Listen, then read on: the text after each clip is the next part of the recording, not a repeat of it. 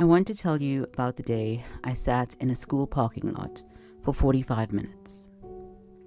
Not because something dramatic had happened, because too much had happened, quietly, slowly, over a very long time.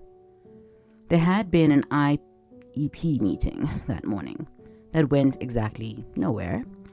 A note in my child's agenda about their tics disrupting the class, again.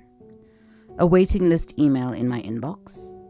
Our assessment appointment had been pushed back another 4 months. We had been waiting about 1.5 years at this point. And I just sat there. Engine off, kids inside, unable to figure out how to go in and be okay. If you know the parking lot, if you have your own version of it, then you know exactly who I made this channel for. My name is Dr. Ren. That's not my real name. And I'm going to tell you exactly why, because I think you deserve to know. I am a doctor. I am also a mom. And on this channel, I share things that are deeply personal about my kids, about my own experience navigating the Canadian healthcare system, and for my own family, as well as for my patients, and about the parts of this journey that don't make it into clinical conversations.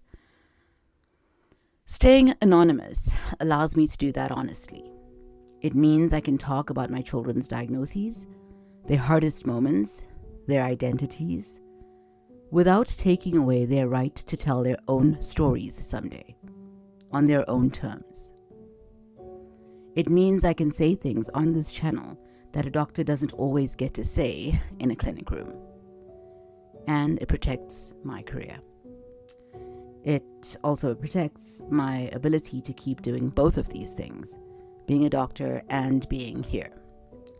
My credentials are real. My story is real. My kids are real. I just won't be showing you my face. I've thought carefully about whether that's the right call, and I keep coming back to the same answer. The families I want to reach are families who are already used to protecting themselves, who have learned to be careful about what they share and with whom and why. Being faceless isn't a wall between us. It's a signal that I understand why walls sometimes need to exist, and that I will never ask you to lower yours before you are ready. I have raised kids with ADHD, with Tourette syndrome, with learning disabilities, with Developmental Coordination Disorder. If you've never heard of DCD, let me paint it quickly. It's the condition that makes your child the one who struggles to catch a ball in grade 5, who can't ride a bike, who can't tie their laces, who holds a pencil so tight that their hand aches at lunchtime, whose handwriting becomes a source of shame so gradually you almost don't notice it happening. A gym teacher once told me that my child just wasn't trying. About a child who was trying harder than anyone in the room could see. And that is just one of the things on our list. Because with complex kids, there's always a list. I knew something was different about my child before any professional confirmed it. Most of us do. So I started searching. I typed Tourette's Parenting Canada into a search bar one night, and I got results from 3 years ago. American blogs, British parenting forums, describing something close enough to be painful and different enough to be useless.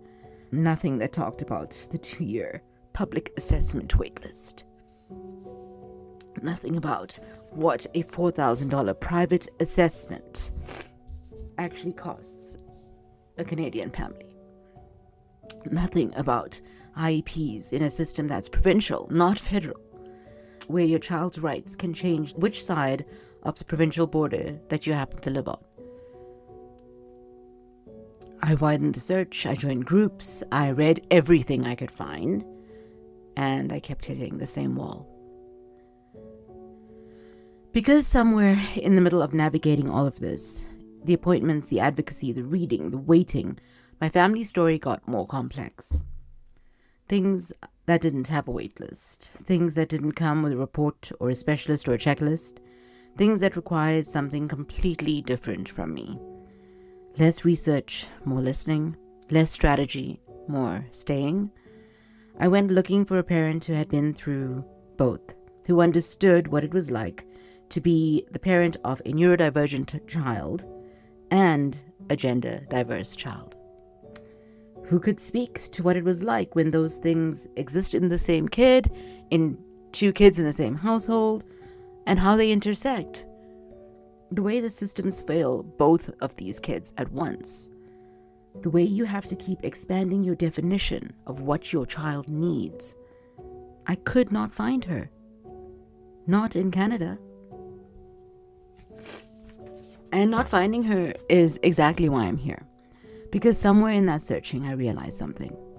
If this person didn't exist, if this Canadian parent wasn't out there, then maybe I was supposed to become her. Here's something I want to say before I go any further. And I want to say it clearly because I don't think parenting spaces say it enough. None of this is happening in a vacuum. It is happening to you. The wait lists, the meetings, the phone calls from school, the conversations with teachers who suggest reward charts for a child with a formal diagnosis, the Googling at midnight, the parking lots. All of it is happening to a person, you, who also has a nervous system, who also has a limit, who also wakes up some mornings and cannot believe this is the same amount of effort that is required to get through another day.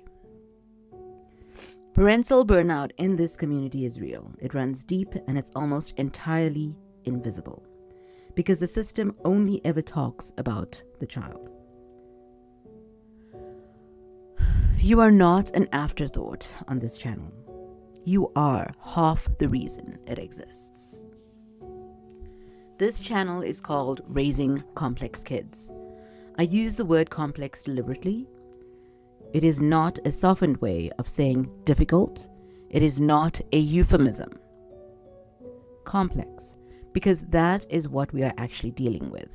Layered, overlapping, interconnected, requiring a different kind of attention, a different kind of advocacy, and a different kind of community than most parenting spaces offer.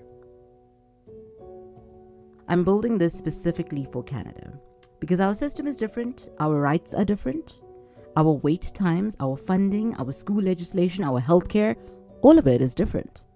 And we deserve a resource that actually reflects that. Here's what you can expect.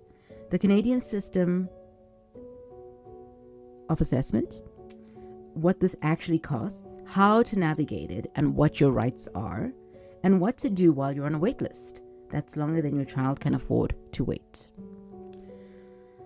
IEPs, IPPs, SPPs, what they should contain and what most of them don't, and how to advocate effectively without burning every relationship in the building. ADHD, Tourette syndrome, DCD, learning disabilities, what these diagnoses look like in daily life, in real daily life, at school, at home, at birthday parties, when piñatas that your child can't swing get in the way of enjoying themselves, living their lives, when you're constantly on hypervigilance mode. I'm also going to tell the gender diverse side of our family story carefully, honestly, as it becomes mine to share. And of course, parental burnout, the isolation, the grief that doesn't have a name, and the unexpected, sometimes genuinely surprising moments of joy that show up when you stop trying to make your kid fit into a mold that was never designed for them.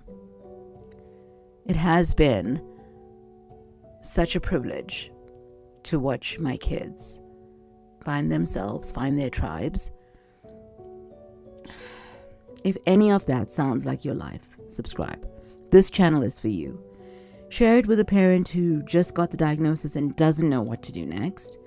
The one who's about to walk into their 8th IEP meeting. The one who's sitting in their own parking lot tonight, engine off, trying to figure out how to go in and be okay.